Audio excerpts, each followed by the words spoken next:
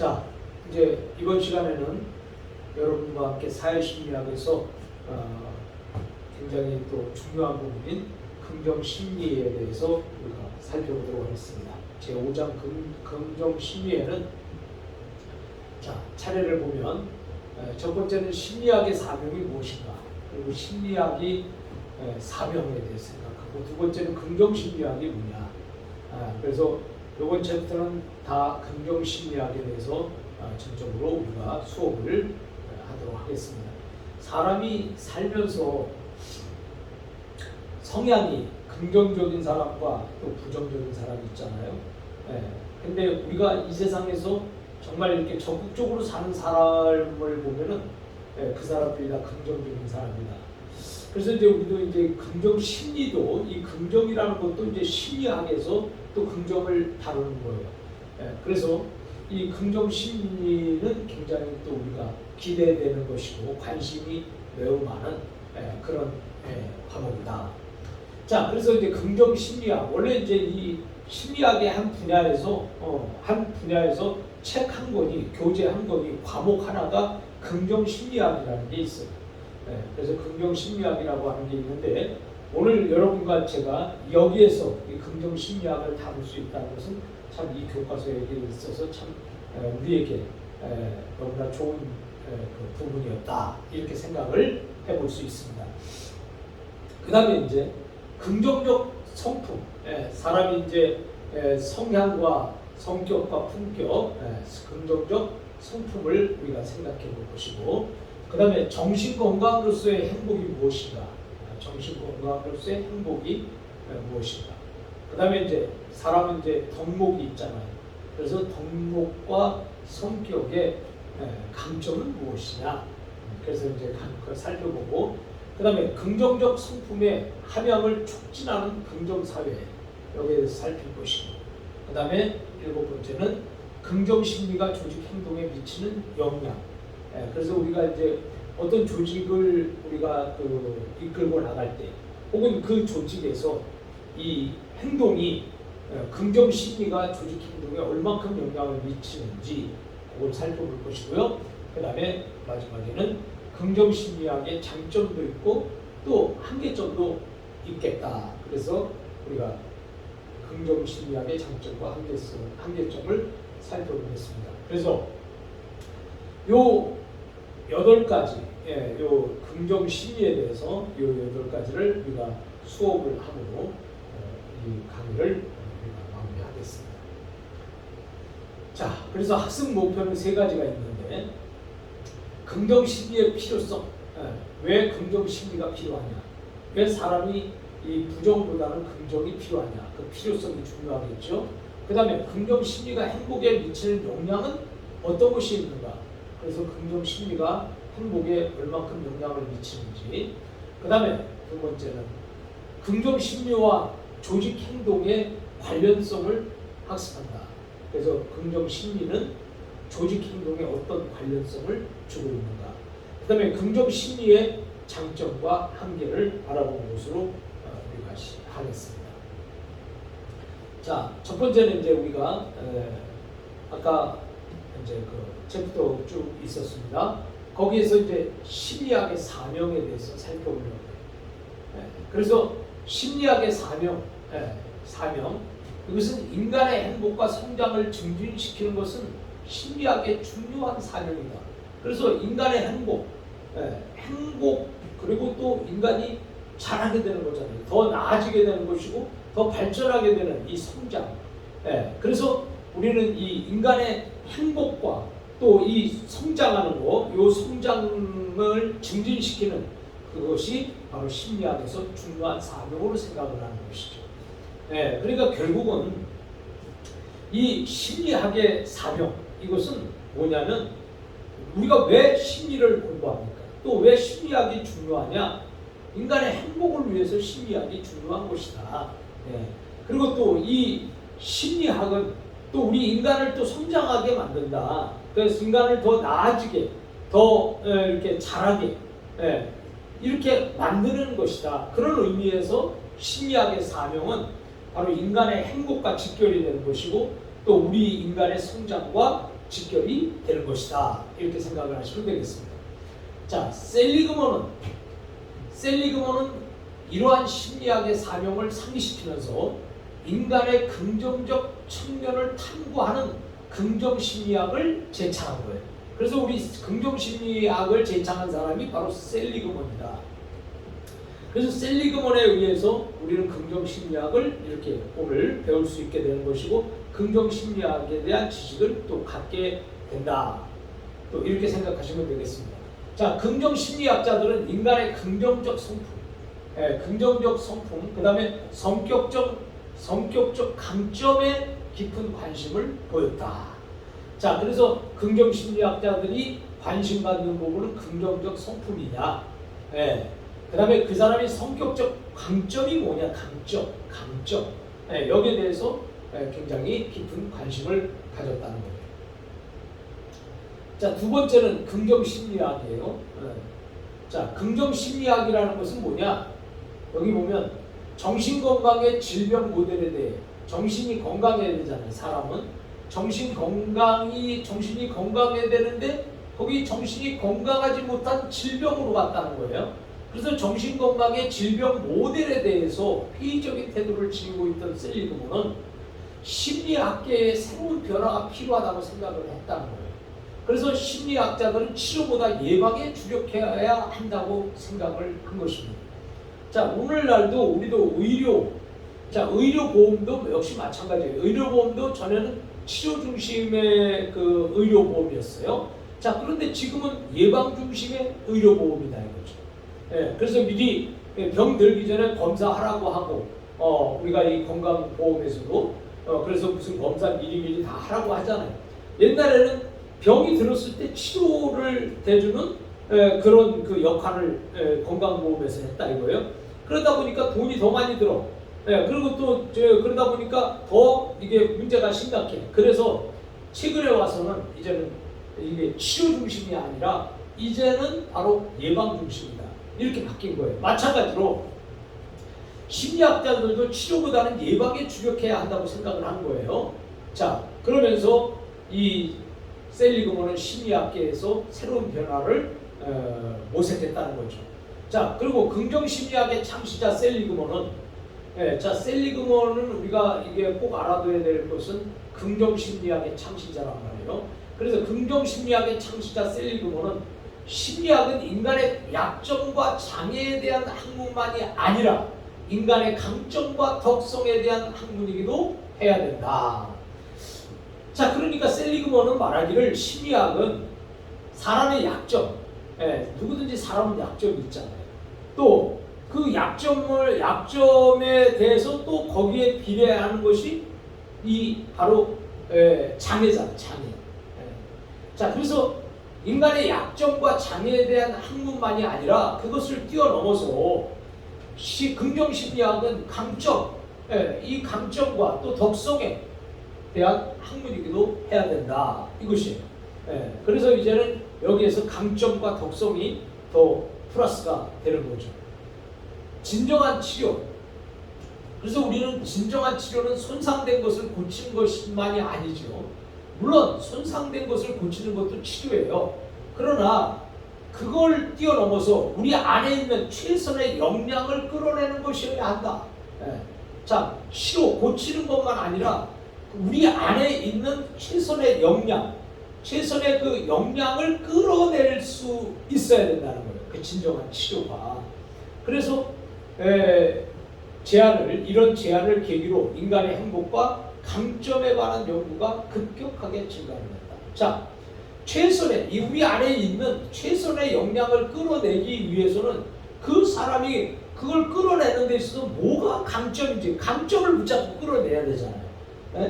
그래서 우리가 이 강점의 연구가 또 급격히 가는 것이고, 이것은 결국은 인간의 행복과 밀접한 관계를 가진 것이다. 이렇게 해서 진정한 치료를 우리가 생각했습니다. 자, 그러면 긍정심리학의 정의. 긍정심리학이란 뭐냐? 긍정적인 심리적 측면을 과학적으로 연구를 했다. 그래서 우리가 누구든지 긍정적인 심리를 다 갖고 있는데 그 긍정적인 심리를 측정할 수 있는 것이 과학적으로 측정하는 거죠. 자, 그래서 과학적으로 연구하고 인간의 행복과 성장을 지원하는 학문이다. 아까도 얘기했지만 긍정 심리학에는 인간의 행복이 있고 또 성장이 있다고 아까 제가 얘기를 했죠. 자, 그래서 우리는 긍정적인 심리적 측면을 과학적으로 연구한다. 그리고 인간의 행복과 성장을 지원하는 그런 학문이 긍정 심리학이다. 이렇게 볼 수 있다는 거죠. 자, 그래서 긍정 심리학이란 보통 사람들이 지니는 강점과 덕성에 관한 과학적인 연구다. 이렇게 말했습니다. 자, 긍정 심리에서 굉장히 우리가 중요하게 생각하는 것은 인간의 행복을 위한 것인데, 그 인간의 행복을 위한 것 중에서 우리가 거기에서 관심을 가져야 되는 그 부분이 뭐냐면 그 사람의 강점이에요. 강점. 자, 그래서 우리가 어떤 사람을 치료할 때든지 또 어떤 사람의 문제를 해결할 때 있어서 그 문제를 해결하기 위해서 그 사람의 강점이 뭐냐, 강점을 찾아야 되는 거죠. 약점을 찾는 것보다도 강점을 더 관심을 갖는 거. 이게 이제 긍정심리죠. 자, 그래서 여기 보니까 강점과 또 더 나아가서 그 사람의 덕성, 사람은 누구든지 덕 있게 살아야 돼요. 덕이. 이 덕이라고 하는 것은 굉장히 높은 차원이죠. 사람이 참 저 사람 덕이 있다. 덕은 사랑 위에 있는 겁니다. 그래서 이 덕이라고 하는 것은 인간으로서 가장 높은 이상이라고 생각할 수 있어요. 그래서 사람은 이 덕이 있어야 되는 거예요. 덕이. 자, 덕이 있다 보니까 내가 덕이 있으므로 내가 하고 싶은 것도 덕을 위하여 나를 절제할 수 있고, 또 내가 이렇게 강력하게 무엇을 추진하고 싶어도 그것이 덕이 되지 않는다고 하면은 또 거기에 대해서 내 인간의 행동에 어떤 기준이 될 수 있는 게 사람에게 덕이라는 거예요. 덕. 이 덕이라고 하는 것은 굉장히 차원 높은 우리의 이상적인 그러한 마음이죠. 자, 그래서 강점과 덕성에 관한 덕성에 관한 과학적인 연구라는 거예요. 그러니까 보통 사람이 지니는 강점 또 덕성, 여기에서 이것을 과학적으로 연구하는 그런 것이 긍정심리학의 정의다. 이렇게 볼 수 있어요.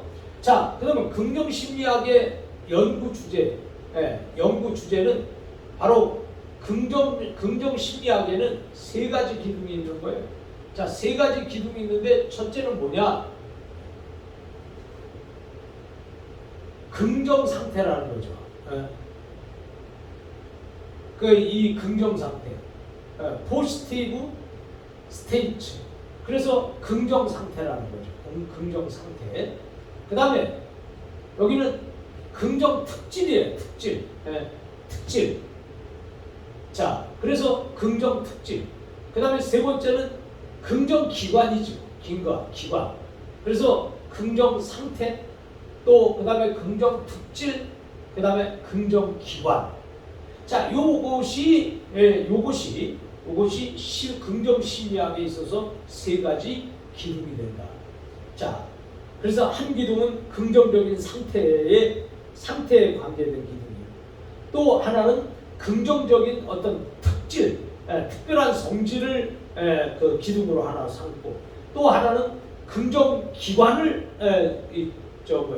기둥으로 삼고, 그래서 이 세 가지 기둥을 긍정 심리학의 세 기둥이다. 이렇게 우리가 말할 수 있습니다. 자, 긍정 심리학은 그럼 연구를 어떻게 하냐? 연구하는 방법이 뭐냐? 그래서 긍정 심리학은 기존의 심리학이 사용해온 과학적인 연구 방법을 적용해서, 그전에도 심리학이 있었잖아요. 그 심리학이 사용해왔던 과학적 연구 방법을 적용해서 인간의 행복과 긍정적 성품을 체계적으로 탐구하는 거다. 자, 기존에 사용하던 과학적 연구 방법 그대로 적용하면서 거기에 플러스해서 더해서 인간의 행복과 긍정적 성품을 체계적으로 탐구하는 것이다. 자, 이것이 이제 연구 방법 첫 번째. 그 다음에 두 번째는 인간의 행동과 특성을 객관적으로 측정하기 위해서 자, 인간의 여러분과 나에게는 모든 행동이 있죠. 그 다음에 각 나름대로의 특성이 있단 말이에요. 자, 이것을 주관적이 아닌 객관적으로 측정하기 위해서 면접법이 있고, 그 다음에 행동 관찰법이 있고, 그 다음에 질문지법이 있고, 그 다음에 과제 수행법 등과 같은 다양한 심리 측정법을 사용한다. 자, 심리 측정법에는 여러 가지 다양한 측정법이 있어요. 자, 그 가운데서 인간의 행동과 특성을 객관적으로 측정하기 위해서 면접법이 사용되고, 행동 관찰법이 사용되고, 질문지법이 사용되고, 그 다음에 과제 수행법이 사용이 된다. 자, 이렇게 우리가 생각해 볼 수 있습니다. 자, 그러면 우리가 또 세 번째 보겠습니다. 행복이나 긍정적 성품과 관련된 요인들을 탐구하기 위해서 행복이 있잖아요.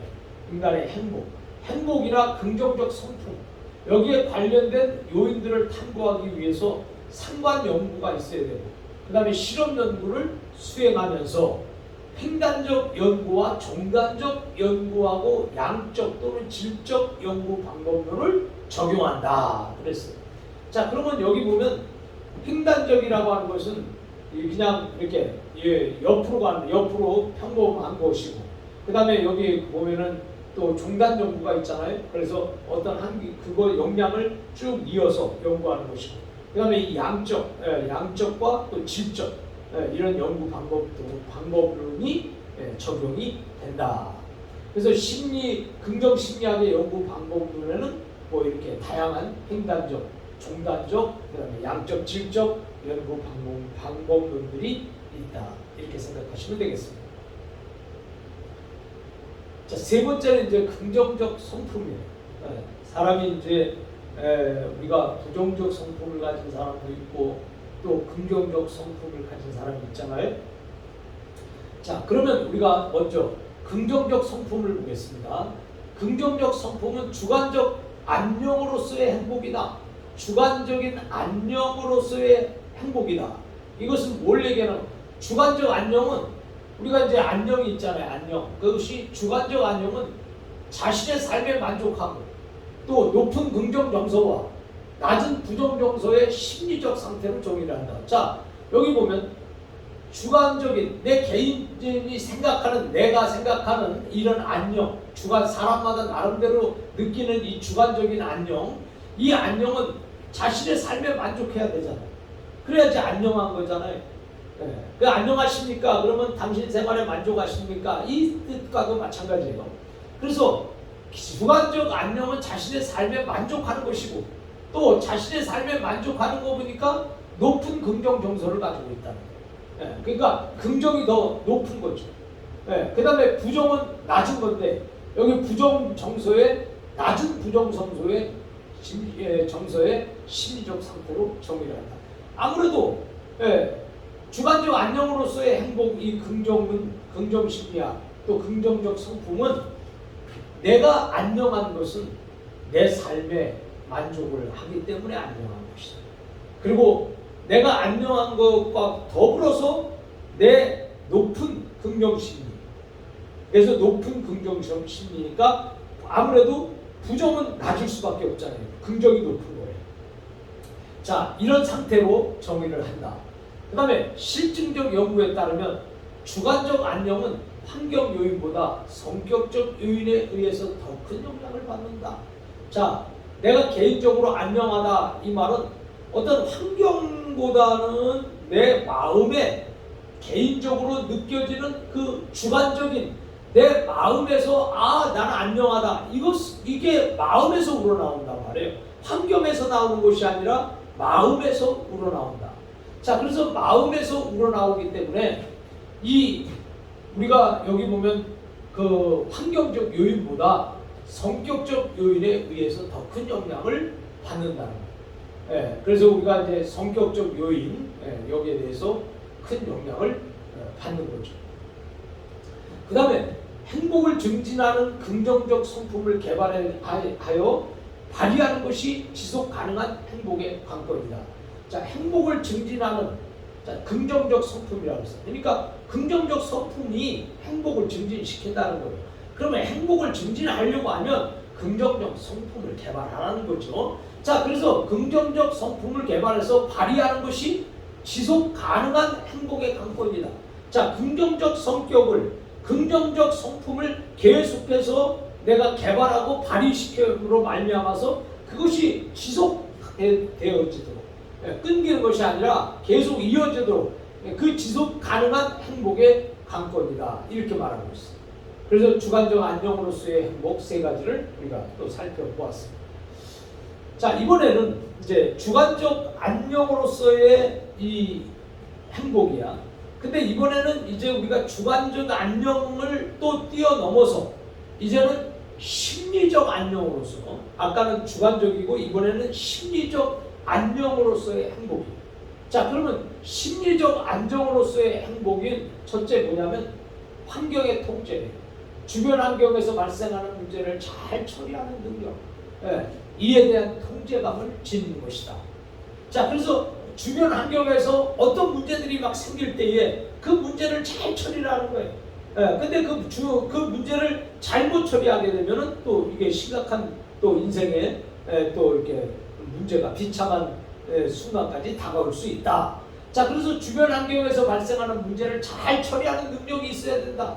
그리고 또 여기에 대해서 통제라고 하는 것은 절제시키고 통치하고, 그러니까 관여하고 관리하고, 자, 이런 것들이 이제 가능해진다는 거예요. 그래서 통제, 내가 제한시킬 수 있고 통치할 수 있고 내가 절제시킬 수 있는 이런 통제감을 지니는 것이다. 그래서 그것이 이제 환경의 통제예요. 그 다음에 두 번째는요, 타인과의 긍정적 인간관계가 또 심리적 안녕으로서의 행복이다. 자, 내가 심리적으로 안녕을 가지려고 하면 내가 타인과의 긍정적인 인간관계를 가져야 된다는 거예요. 그러니까 이 인간과의 관계도 부정적인 인간관계를 갖지 말고 내가 내 주위에 있는 사람들, 또 내가 만나고 있는 사람들, 또 나에게 영향을 주는 사람들이 다 이와 같이 긍정적 인간관계가 이루어져야 된다는 거예요. 그래서 우리는 이 사람이 긍정적인 사람일수록 이 긍정적 인간관계가 잘 이루어져 있어요. 그 부정적인 사람은 인간관계가 잘 안 이루어져 있단 말이에요. 자, 부정적인 사람은 뭐냐면 특징이, 부정적인 사람은 될 수 있으면 사람 많은 거 싫어. 그리고 사람 많은 거 복잡거리는 거 싫고, 또 사람들 상대하는 것도 싫고, 또 사람을 만나고 힘들게 하는 것도 싫어지는 거예요. 그러니까 심지어는 대인 기피증까지 생길 가능성이 있다. 그래서 우리는 인간이, 특히나 이 사회복지사는 우리가 어떻게 인생을 살아야 되느냐, 항상 이렇게 사람이 사람을 기대하고, 또 사람이 많이 모인 곳에서 사람들과 더불어 함께 또 그 사람들과 같이 가는 이러한 리더십이 필요하다. 자, 그러기 때문에 타인과의 긍정적 인간관계를 가져야 된다. 그래서 사람이 타인과 따뜻하고 신뢰 있는 관계를 형성해야 된다는 거예요. 그래서 여러분들이 따뜻하고 신뢰 있는, 믿을 수 있는 그런 관계, 그것이 형성돼야 된다. 그 다음에 타인의 행복에 관심을 가지고, 다른 사람의 행복에 관심을 가지는 거죠. 이타심을 가지고 공감적이고 애정어린 친밀한 관계를 형성하는 능력을 지녔다. 자, 다른 사람의 행복에 관심을 가져. 그러니까 긍정적인 사람들은 내 심리적 안녕으로부터의 행복이니까 타인과의 긍정적 인간관계를 가지니까 타인이 잘 되기를 바라는 거잖아요. 그래서 타인의 행복에 관심을 가질 수밖에 없어요. 그리고 타인의 행동을 할 때 그의 감정과 같이 감정 공유를 하는 공감이 있어야 되는 것이고, 또 애정 어린 친밀한 관계, 정말 이렇게 사랑하는 마음을 가지고 타인을 대할 수 있는 그것을 형성하는 그런 능력을 지니게 되는 것이다. 그래서 타인과의 긍정적 인간관계를 우리가 생각해 볼 수 있습니다. 자, 그 다음에 세 번째는 자율성이에요. 자율성. 이 자율성이라고 하는 것은 독립적이죠. 그리고 독자적인 결정 능력이 있는 거예요. 그래서 독립 스스로니까 독립적이고 독자적인 결정 능력이 있고, 자신을 특정한 방향으로 생각하고 행동하도록 요구하는 사회적 압력에 저항하는 능력을 지니고 있다. 그래서 자율성은 바로 자신의 특정한 방향을 생각하는 거죠. 그 자기 방향을 정하고 또 자기 생각하고 자기가 행동하도록 요구하는 사회 압력에 저항하는 그런 능력을 지니고 있다는 거예요.